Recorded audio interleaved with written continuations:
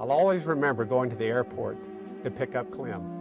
This young kid walked out of the terminal, long, straggly hair almost down to his shoulders. I believe he had a mustache. When I looked at him, I thought I was looking at an adolescent Albert Einstein. At least the association with genius when I first saw Clem turned out to be pretty prophetic. Clement McDonald's a product of the west side of Chicago. His father was an engineer and his mother a school teacher. My mother and father were quite different. My mother was the comic. She was on the phone laughing, making jokes all the time, telling stories. Father was a little quieter, a little more studied. He was the scientist type. He was an engineer, actually. And so maybe I came out as the best of both of them, or a nice combination of both of them. The 3 boys of the 5 McDonald children all went on to become physicians. Even at the age of 5, Clem demonstrated some of the attributes that would contribute to his success in later years: ingenuity and practicality. When several of his friends went downtown in Chicago on the L or elevated train and found out they didn't have enough money to get back home, and Clem panhandled for the change that they needed for the return fare.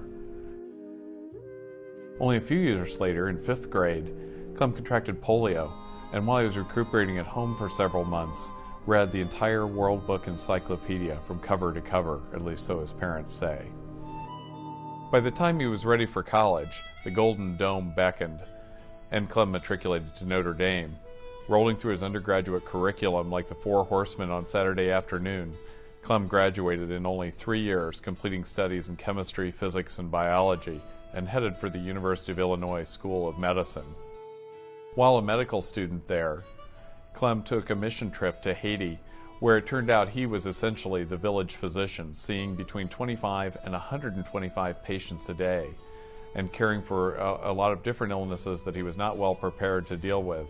The clinic was staffed by Italian nuns, and there was no electricity. One day, the local Tom Tom McCoot leader's son was injured in a gunfight, and Clem removed the bullet from his neck.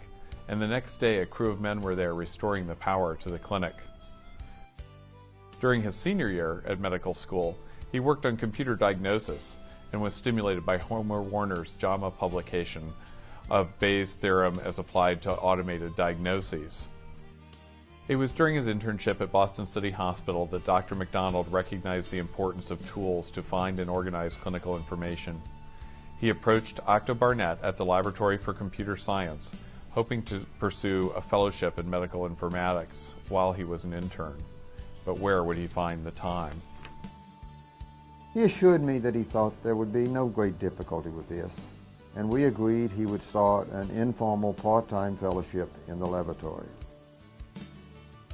His fellowship consisted entirely of that 1-hour conversation.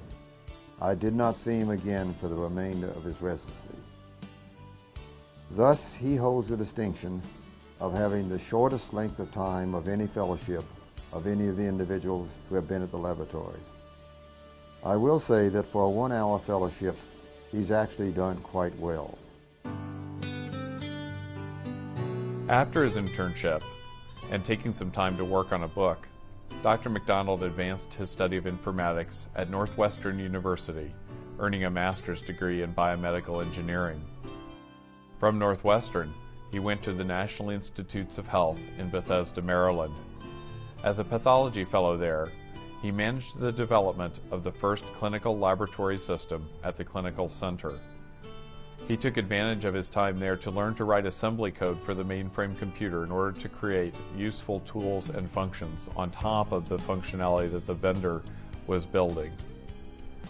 Dr. McDonald moved back to Illinois after his fellowship.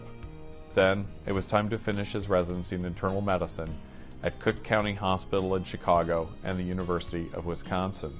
I wanted to do computing for medical school, so I actually explored some other fields. I got accepted to an orthopedics residency, and then I thought about it. There's no way you can do surgery all day and still do computing and do a good job in both. But internal medicine is a little more accepting of that possibility. With his residency behind him, Clem had an offer to stay on at Wisconsin as a faculty member, but was lured to the Regenstrief Institute for Healthcare at the Indiana University School of Medicine in Indianapolis, Indiana. Eugene Stead was the director of the Regenstrief Foundation at that time, But Joe Mamlin was the real attraction. My first decade with Clem was very interesting. I found Clem really needed two things.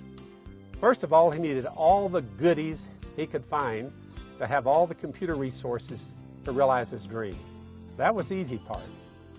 Then I realized Clem needed to get into the heart of the entire hospital system. If you're going to put together a comprehensive computer program, you need to get into everyone else's business.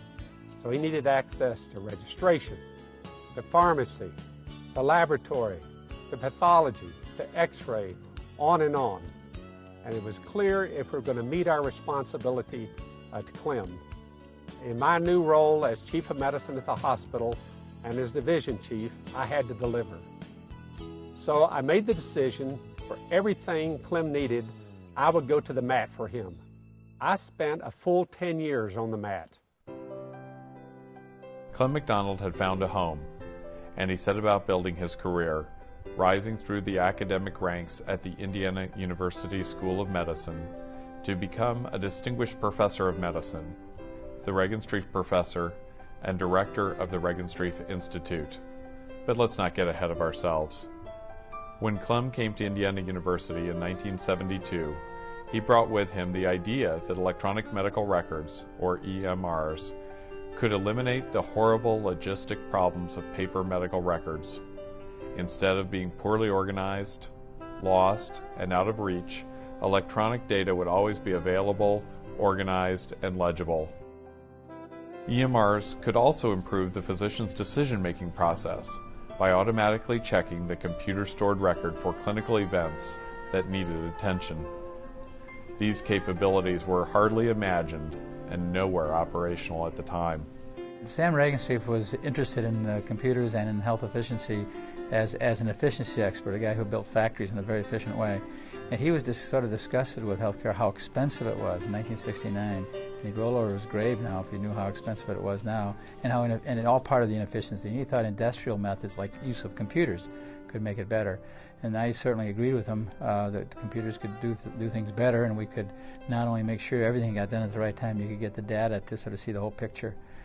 Dr. McDonald began his quest in a poor inner-city hospital with no federal grants, no support or encouragement from the hospital administration, and just 2 timeshare terminals linked by long-distance telephone to a 5-terminal computer located at Purdue University, 70 miles away. Yet, within 4 years, Clem had developed a working EMR in the General Medicine Clinic of Wishart Hospital, implementing a set of preventive care reminder rules, and publishing the first randomized trials of computer decision support. His first study appeared in the New England Journal of Medicine in 1976 and proved that computer-stored medical records could improve the process of clinical care. We worked very, very hard, and we got data together. We did a randomized control trial of the effect of computers on physician behavior, something that hadn't been done before, using the medical record data to give alerts and influence their activities. Dr. McDonald's concept of clinical reminders is among his most widely recognized innovation. To this day, he continues to evolve the concept of reminders, exploring different methods of delivery and nuances of content and timing. The mini computer that Clem and his colleagues used had fewer transistors than there are nerves in the brain of an ant or a fruit fly. Yet on it, they managed to develop and deploy many of the components that we associate with an electronic medical record of today. And they managed to incorporate the computer reminders as well. Among the most important of Clem's many outstanding contributions to medicine is his study of the use of the computer to remind the doctor about important medical matters. In years gone by, American doctors imparted an exaggerated and misleading importance to memory and recall, and Clem deserves a large share of the credit for reducing this unwarranted and error-prone reliance on memory. Building on his successes with the electronic medical record, Clem also pioneered the development of physician order entry, building the first successful microcomputer-based physician order entry system and publishing the very first study showing the value of such systems in clinical settings. Clinical standards is another area where Clement McDonald has introduced innovation. He identified the need for standards early on and has tirelessly advanced their use, form, and scope. Dr. McDonald contributed several other innovations to the field, including turnaround documents, computer-generated reports that can be used to capture clinical data that is fed back into the EMR. This is a concept that continues to evolve as well. When I started out, I used to say that we had three things we could do with electronic medical record. We could use it to solve the logistic problems of the record. It's never where you want it to be, and that we've done. And secondly, we could use it to look at the clinical data and to control, in some sense, to oversee things, be guardrails to the care process and make the care better and more efficient. And I think we've done that. And the third thing I've always said is we could use it to collectively, we could glean great research insights from the collective information about patients as they progress over time. And we've done a little bit of that, but I think it will be a great next step if we could really, really ice that. Clem has always been very hands-on, learning and using mainframe assembly language while at the NIH, and writing much of the code that the Gopher order entry system uses at nights and on weekends. He's also well known for his insightful comments into this code, such as, "This shouldn't work, but does." Part of his success comes from an unflagging attention to workflow and process. Implementing new technology has never been a goal in itself, but a serendipitous byproduct, because Clem is always trying to address a clinical need. Dr. McDonald has never created a system that wasn't intended to be used by clinicians. The first electronic medical record system he created at Wishard was used to take care of patients in a diabetes clinic. From that humble beginning, he created systems for registration, appointment scheduling, laboratory, pharmacy, and many others, including, of course, electronic medical records, all with the goal of supporting clinical care. At one point, essentially every clinical system in use at Wishard Hospital, a large county hospital in Indianapolis, had been designed and developed by Dr. McDonald. Clearly, what has led to successful implementation, and it will always be a work in progress, has been Clem's approach in first making sure that he and the rest of the informaticians stayed involved in the clinical milieu themselves, and then also keeping the real docs who practice medicine day in and day out involved every step of the way. And this was accomplished through weekly Wednesday afternoon pizza lunches, and through these I'm sure we've kept the local chain in business. I also know that no one but Clem, with all his energy, could have consumed that much pizza over the years and maintained his youthful figure. Creating and operating these systems requires constant attention and effort, but they provide an operational laboratory for medical informatics research, not just for Dr. McDonald's own research, but the work done by dozens of fellows, faculty, and other investigators. We would have had no success were it not for the hundreds, literally hundreds of people in the last 30 years in the hospital, in the university, in the department who collaborated. I wish I could do a running tape like you see at the end of a movie, where you see 500 names. There's that many who made this happen. One person would have done nothing by themselves. We have a fantastic team, and that's been one of the great things about the Institute. It's put together a team that can help us all together get good jobs done. He said, I always look for the bunk. And I thought later, that's what makes him a successful researcher, and that kind of defines who he is. And I think that's what keeps us all working so hard and on our toes here, is because we're always not accepting the first answer. We're always not accepting the first easy way of doing things. As early as his fellowship at the NIH, Clem recognized the need to use generic methods to represent data. He developed the first widely used clinical messaging standard, ASTM 1238, and fostered the development and adoption of many kinds of medical informatics standards since then. Most recently, he developed and promoted the use of standard codes, called MOINC, for identifying laboratory tests and measurements. These codes have been adopted by all of the largest commercial clinical laboratories and in many countries as the standard. Dr. McDonald insisted on having the acronym LOINC because it rhymed with oink. Hence, our pig mascot. Oink, oink, oink, oink, oink. oink, oink. Oink, oink.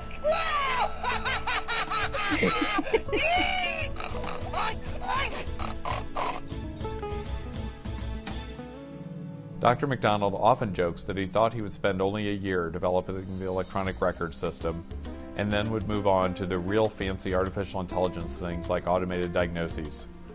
Of course, the medical record system development continues even today.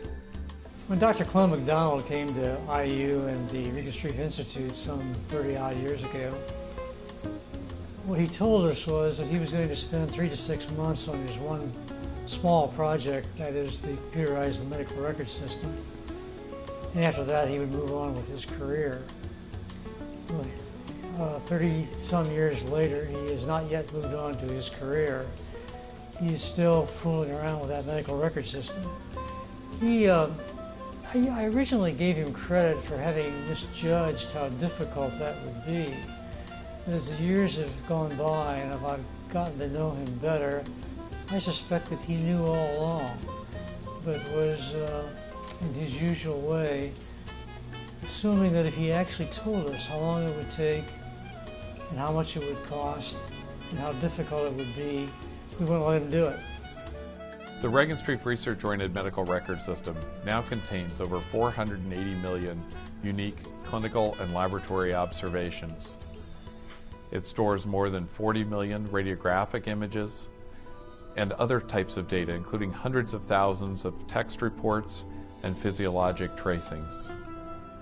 Creating this system has required expertise in clinical, computer science, and human factors engineering. Where most of us kind of plod along, we go from step A to step B to step C to step D. Clem goes from here to out there in one step, and doesn't bother with all the steps in between. And this is in his thought processes, in his day-to-day activities, etc. He's jumping all over the place. And I got pretty good at following him in conversations. We got to the point where, when I was a fellow with him, that we would talk so quickly and make these leaps that people would see the conversation going on and nobody would have the faintest idea what we were talking about. It was fascinating to watch. It was a non-logical sequencing way of thinking of the world. And I think that's genius. I think one way of genius is people who think outside of the box. Clem has never seen a box. He wouldn't know what the inside of a box looks like. His thinking is intuitive and leaping from point to point. While the Regenstrief Medical Record System has been connecting the Central Indiana community for over 20 years, the Indiana Network for Patient Care is a prime example of Clem's dedication to tackling problems that were not known to be solvable. And now, all 5 major hospital systems in Indianapolis, along with public health departments, physician offices, laboratories, and other care providers are participating in this effort, which serves clinical care, public health, and research purposes. And of course the system is full of all kinds of neat computers and neat computer ideas and modern networking and a considerable attention to the propositions of computer security and patient privacy and so forth. But when you visit the city and you visit the hospitals who are participants in this network, it's very clear. The real secret is that they trust Clement McDonald. That's why the records are there, that's why they stay there, and that's why it's a good system. Last year, a major report by the Institute of Medicine claimed that up to 98,000 people die every year due to medical mistakes made in hospitals. But now those numbers are being challenged. A team of doctors from Indiana University published an article in the Journal of the American Medical Association calling these figures greatly exaggerated. Dr. Clement McDonald is the author of this latest article. Dr. McDonald, good morning. Good morning. But you're fearful the way this study or report may be used in terms of the allocation of resources. Yeah, I think it's a little bit alarmist, and I think we should really know what the numbers are, because it might be better to have more nurses rather than to have error accountants. All right, Dr. Clement McDonald, thanks very much. Dr. Lucian Leap of the Harvard School of Public Health is one of the researchers behind last year's very controversial report. Dr. Leap, good morning. Thanks for joining us. Good morning. What do you make of all the criticism of your report? Well, it's somewhat to be expected. Let me first say that your viewers should know that Dr. McDonald has been a major contributor to patient safety over the years. 25 years ago, he published the first study that showed that computer reminders can help doctors keep from making mistakes. That was a good idea then, and it's a good idea now. So I'm pleased to consider him both a colleague and an ally in the fight for patient safety. All the employees were thrilled and made a point of coming into work early so they could watch him on TV. And we're just proud of the fact that he was there. And while he was gone, his secretaries, wanting to surprise him when he came home and to let him know how neat they thought it was that he did that, they had a picture of him and they put this on a white t-shirt and named it Clem's Groupies, so that when he came home, they presented him with this t-shirt. I think it's also important to recognize that he has a genetic mutation. Most of us would eat a couple of Oreos in a can, drink a can of Coke, and get a little bit of a buzz that would last a half an hour. For some reason, when Clem has his normal lunch of Oreos and Coke, he goes into hyperspeed for the next 4 hours in a way that those of us with normal genetic profiles would not be able to do. At the very first AMIA Fall Symposium that I attended, I remember the crowd of people tagging along behind Clem trying to get his attention. It was only then that I started to understand the magnitude of his contributions to the field, from the early meetings of SCAMC, through the formation of AMIA, and the many memorable events such as his impersonation of Al Gore when the Vice President failed to show as promised at an AMIA meeting, and then Clem's long years as editor of MD Computing. One of the real contributions of Clement McDonald to the field, in addition to all the technical and scientific, was his willingness to take over the presidency of the American Medical Informatics Association at a time of need. Namely, they needed me to get away as the first president, and they needed a good second president to come in, and that was Clem. And it's been on an upward path ever since, and we're all grateful to him for the job that he did. I remember getting a call from Clem when he was president of AMIA after I had just arrived at Vanderbilt. He had decided that we needed to form a journal for the association, and he asked me to lead the committee. I told him that I was too busy. He twisted my arm, and the rest is history. When the Jackson Hole group in health policy was still young, they asked the two of us to represent health information technology at one of their meetings, which consisted of morning talks and then an afternoon of skiing. Clem wasn't much of a skier, however, and on the day I remember, he asked to borrow my camera because he decided he would drive over to Yellowstone and rent a snowmobile so that he could try to get in as far as Old Faithful and watch it go off. It turns out that he spent much of that day surrounded by bison. The pictures that I got when I developed my camera film later showed large numbers of animals, often in threatening poses. And it's a little amusing to imagine Clem out in the middle of the wilds of Yellowstone on the snow in the winter alone with a herd of bison. Dr. McDonald is a constant presence, not only at international and national meetings. His days and often nights are filled with advising policymakers, consulting with colleagues, working with fellows, and seeing patients, as well as developing the next new idea in medical informatics.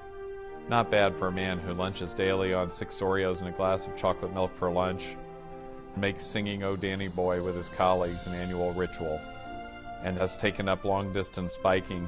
Chris Callahan called and said, "Clem, we're going to go on a 20-mile ride tomorrow morning. We want you to go with." And I said, "I can't do that," and I hung up. And Barbara said, "Yes, you can. You call him back." And I did, and we did, and then we've done a lot of riding since then. So now it's kind of in your blood, in my blood.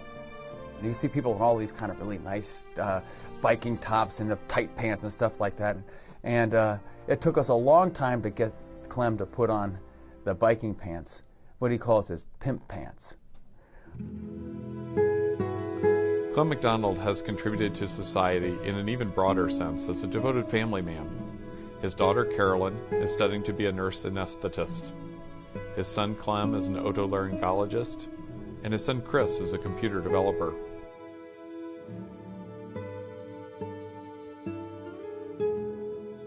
Clem's wife Barbara has been at his side every step of his career, cheering him on from accomplishment to accomplishment. She even convinced him to take ballroom dancing lessons. And the true Renaissance man that he is, he excelled on the ballroom floor. Barbara McDonald deserves, 50% of the award because she's an amazing woman to put up with Clem. I mean, he's an amazing man, and he goes a million miles an hour, and she takes it all in stride. So here's to Clem and to Barbara. Clem is a very often embodied speaker internationally. His style is with color and animation, and he keeps his audience interest with his humor and with the content of his presentation. He faces both work and play with tremendous energy and with enthusiasm. Recent presentations by politicians as diverse as Ted Kennedy, George Bush, Newt Gingrich, Bill Frist, and Hillary Clinton have all promoted clinical informatics in the national agenda. They have all cited the work of Clement McDonald without naming him in providing justification for the importance and potential impact of informatics on the country. I join my colleagues in ACME, AMIA, and in the field at large in congratulating Clement McDonald as the 2004 Morris F. Collen Award winner. Well, some people at IU, School of Medicine, or within the Wishard health system may never have met Clem. He prefers to be in the system, the wizard in the system, the person who works behind the scene to improve it day by day and week by week. But how they know his presence is by coming in next week and finding out something that they wanted to do last week is now possible to do this week. He's not the kind of person who seeks visibility or fame. Instead, he's the kind of person who's dedicated to innovation and improvement of electronic medical records. The American College of Informatics is proud to recognize Dr. Clement J. McDonald for his contributions to the profession. He's received many other honors over his career, including the Blue Horizons Award, the Nicholas Davies Award, and induction into the Institute of Medicine. But recognition by one's peers is the highest honor that one can receive.